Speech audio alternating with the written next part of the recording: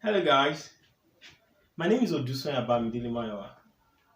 I have a unique opportunity to welcome you to this distinguished channel that will be used to educate our children as long as this lockdown lasts and afterwards. On this channel, we will be dishing out a lot of educational videos on math and English to start with.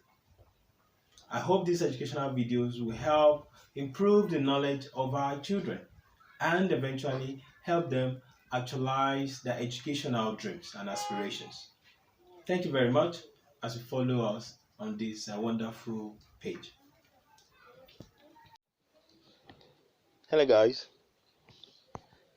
welcome to our English class for today. The topic for today's class is parts of speech. Parts of speech. What can part of speech be likened to? Appearing on your screen right now is a pile of bricks. Now if you pick individual of these bricks, you pick one brick out of this pile, what can you do with it? Very little, if any. You agree with me. But if you put the pile of bricks to good use, as you're seeing on your screen right now, you can have a beautiful building, a very beautiful building that will become a home. Next on your screen that you're seeing now is a pile of words, quite a number of words. Now, these words, as it were with the pile of bricks, if you pick just one word, it will have limited usefulness. It will not be very useful. But this group of words, or these words, if you put it together, it will give you a sentence. If you arrange it in a way that it makes perfect sense, it will give you a sentence, and it will make more meaning than when you just pick one word out of the pile. Now, each word in English language, no matter what the word is, belongs to a part of speech. So, part of speech is like a grouping of words, a group of words, a particular group of words, another particular group of words, another particular group of words. I believe that helps you to understand it better. So when you say part of speech, it means a group of words. But this group will be doing almost the same thing. Yeah, a group that's doing the same thing. So that's what we call part of speech. In English, we have 8 parts of speech. 8. If you look at your screen right now, you see noun, pronoun, verb, adjective. I'm reading anti-clockwise now. Noun, pronoun, verb, adjective, article, adverb, preposition, conjunction, and interjection. If you count, you notice that it's actually 9 in number. But I said we have 8 parts of speech. Yes, we do have 8 parts of speech. I deliberately put this there so that I can use this to explain a misconception in English. Some say we have 9, some say we have 8. Now, article is the group that some pick as a ninth part of speech. But why is it not a part of speech in itself? Articles are like adjectives because they give additional information to a noun, and adjectives describe a noun. So articles fall under the classification of adjectives. Do you understand that? So that's why we have 8 parts of speech, which are noun, pronoun, verb, adjective, adverb, preposition, conjunction, and interjection. Articles are a kind of adjective. When we get there, we'll learn more about it. Now we're going to start looking at it from now. What is a noun? A noun is the name of a thing, a person, an animal, a place, or an idea. That's a very common definition. A name is a noun rather, is the name of a thing, a person, an animal, a place, or an idea. Another definition is a noun is a naming word. So the name of anything you can ever think of on planet Earth and outside. Once you give it a name, that name becomes a noun. Examples of nouns: we have Daniel, we have London, we have table, we have hope. Now, if you want to use noun in a sentence, we have a sentence under there. We have Mary uses a blue pen for her letters. Mary uses a blue pen for her letters. Now, in that sentence, we have three nouns. The first one is Mary. The next one is pen. The last one is letters. You notice that these three words are naming. The first one is naming a person. The second, pen, is naming a thing. And the third, letters, is also naming a thing. Now, we have another sentential example of a noun. The dog howled. Okay. Now, the dog howled. Now, what's the naming word there? That's dog. I hope that's clear. Now, the next is pronoun. What is a pronoun? A pronoun is used in place of a noun or noun phrase to avoid repetition. Now, when we talk about repetition, if you have a text or you're speaking and you're using just nouns in that speech, before you know it, it will become very boring. Let me give an example. My name is Mayowa. I love my name Mayowa because it is significant to me, or because Mayowa is significant to me, because that it I used that. I've used it to replace Mayowa. So my name is Mayowa. I love the name Mayowa because Mayowa is significant to me. My parents gave me Mayowa. Before you know it, Mayowa, Mayowa, Mayowa keeps reoccurring, and the sentence or the text or the speech or the writing becomes very boring, if not annoying. So pronouns are used to avoid unnecessary repetition. Okay, we have examples here. The ones we have here, we have I, you, it, we, us, them, those. Now, sentential use of some of these examples, we have I want her to dance with me. I there is a pronoun. Her is a pronoun. Me is also a pronoun. Now, further example in sentence now, we have it woke the baby. It woke the baby. It there is a pronoun. So we move to the next one, which is the adjective. What are adjectives? Adjectives or adjective describes, modifies, or gives more information about a noun or pronoun. Adjective describes, modifies, or gives more information about a noun or pronoun. Adjectives are like colors. They beautify, they give you more information about a noun or pronoun. Now, examples, we have cold, we have happy, we have young, too, then we have fun. Now, let's use this. Let's have a sentential example. Use adjective in a sentence. We have the little girl has a pink hat. The little girl has a pink hat. Pink there is describing the hat, isn't it? Yes, because hat is a noun, name of a thing. Pink there is describing it. Then we have girl there, which is also a noun. Is there any word describing the word girl there? Yes, there is. And that word is little. Okay? So in that sentence, we have two nouns and we have two adjectives describing those two nouns. Another sentential example is this. The caring father rocked the baby.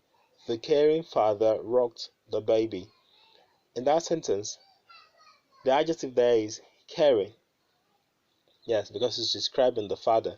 Now, baby there has an article before it, which is the definite article, the.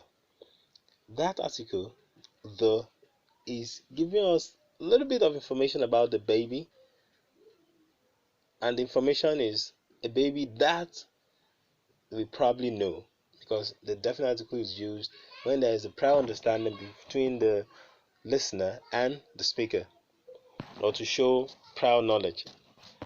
So we can see that it's functioning as an adjective verb because it's describing the baby. So that's to buttress what we said at the beginning of the class about articles being adjectives. Alright, we move to the next one, which is a verb. What's a verb? A verb shows an action or a state of being. A verb shows an action or a state of being. It can also show what someone is doing or did. Now we have these examples: go, speaking, lives, being, is. Let's have sentential example of this.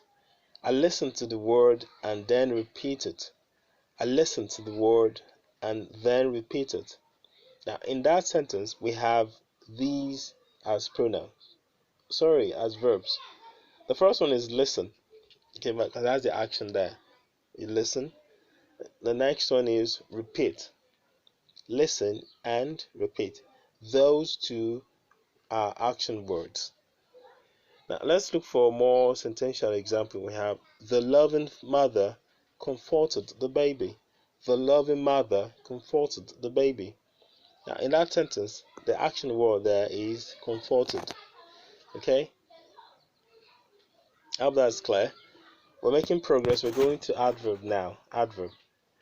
What's an adverb? Adverb modifies a verb, an adjective, or another adverb. It tells how often, when, where. So adverbs basically perform three functions. They modify. Modify means to give more information. So they give more information to a verb, an adjective, and another adverb. Now adverbs have conventional questions they answer, like how you can get to identify an adverb in a sentence. You can ask yourself when, how, where, to what extent. Now these questions can help you derive an adverb from a sentence. Okay? By the time you ask yourself these questions, when did it happen? How did it happen? Where did it happen? To what extent did it happen? It might just lead you straight to the adverb in the sentence. Okay, now most adverbs end in ly. Most adverbs, most of them, but not all of them. As you can see in the examples here, we have slowly, we have very, we have always, we have well, then we have to. So if you notice, not all the examples here end in ly. Now let's have a sentential use of adverb. Yesterday I ate my lunch quickly.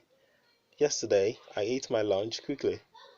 Now in that sentence, if you use this question that we just talked about to find the adverb there, like when, what's the answer to that? Oh, good. If you say yesterday, then that means you're very, very correct. Yesterday is an adverb. You notice it doesn't end in ny, but it's performing the function of an adverb there. So yesterday is an adverb. Another adverb we have there is quickly. Quickly. How? How did I eat the food? Quickly. Alright, now let's have another sentential use of adverb. The dog howled loudly. The dog howled loudly. So, how did the dog howl loudly? Okay, I hope that's clear. We're making progress to preposition. What's a preposition? A preposition shows the relationship between a preposition shows the relationship of a noun phrase, or pronoun to another word. So this is what it means. In a sentence, we can have two nouns. We can have two noun phrases. We can have pronouns. Now, if these two nouns or two pronouns or two noun phrases are related to each other in terms of position, that is, one of these noun is in another place, and that place is described by a noun. Okay, we use a preposition to show where one noun is. Example of preposition is at, on, in, from, with, about. I repeat it. At, on, in, from, with, about. Now let's have sentential use of this. I left my keys on the table for you. I left my keys on the table for you. Now in that sentence, keys, where are the keys? On the table. You see that we have keys as a noun, we have table as a noun too. What shows the relationship between them in terms of position is on. For you, for there is another preposition which is also showing place.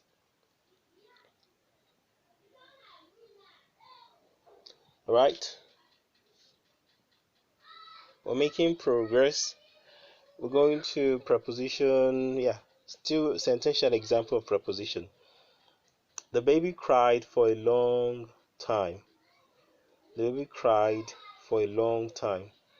Now, for there is a preposition as used in that sentence. Now, we make reference to conjunction. Conjunction. Now, what's a conjunction? Conjunction joins two words, ideas, phrases together and shows how they are connected.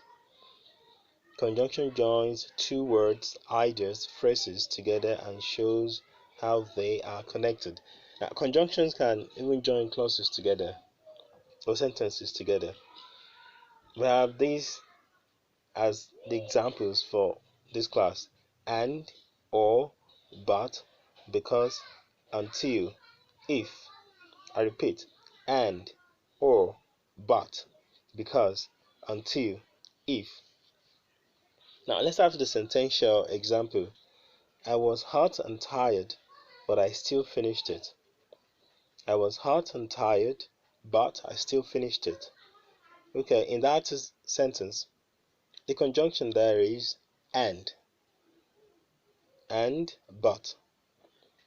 Hot and tired. The and there is joining the adjectives. Then we have but, that's joining the two sentences. I was hot and tired is a sentence. I still finished it is another sentence. So we have two conjunctions there, joining two words, then another one joining two clauses, as we said in the introduction. Another sentential use of conjunction. The baby gazed at his mother and father. The baby gazed at his mother and father. Okay, in that sentence, and is the conjunction. It's joining mother and father. Okay, so we're moving to interjection. What is interjection?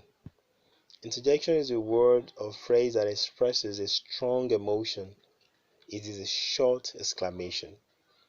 Interjection is a word or phrase that expresses a strong emotion. It is a short exclamation. Now, at times when something happens, we express our emotions. Okay, now we have different emotions. We have excitement, we have tiredness, you have happiness, you have shock. Quite a lot of emotions that we can express. And when you express the strong ones, like the outburst of expression, like wow, like seriously, like gosh, you use the exclamation mark after such words. You use the exclamation mark after such words.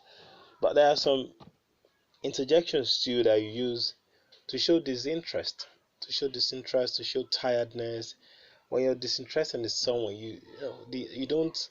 The expression is not an outburst. You just weakly say it. Or when you're tired, you weakly, express that emotion. You don't say, "God, I'm tired." Then that means you're not tired. If you express yourself that way. So, for such expressions that show disinterest, tiredness, and all that, you don't use an exclamation mark after them. Use a comma. Okay, you use a comma. You don't use exclamation mark. But for the ones that express strong emotions, you use exclamation mark after them. At times, the entire sentence can be an exclamation mark, exclamatory. The entire sentence can be exclamatory. We won the game. You can be excited and say, "We won the game." Or, do you understand? Or, "I did it again." So that can be an outburst of emotion, but it's a sentence. When you do that, you can decide to use full stop. If it's not, if you semantically, if you're not expressing it too loud, you can put a full stop. But if it's a really strong emotion that requires an outburst, even at the end of the sentence, you can put an exclamation mark, which means the entire sentence is an interjection. It's a sentence that is said out of an outburst of strong emotion. Hope that is clear. I did a lot of explanation on that one. Now let's go to examples of interjection. The examples on the screen we have ouch, hey, wow, oh, huh? Okay, so we have ouch, hey, wow, oh, huh? Let's try and practice this. Okay, it's good. When something happens, don't stop shouting Jesus. Okay, yay. Say ouch, hey, wow. Okay, it's good. It's to help build your English language skills. Now, sentential example there we have wow, I passed my English exam. Wow, I passed my English exam. Another sentential example is phew, the baby fell back asleep.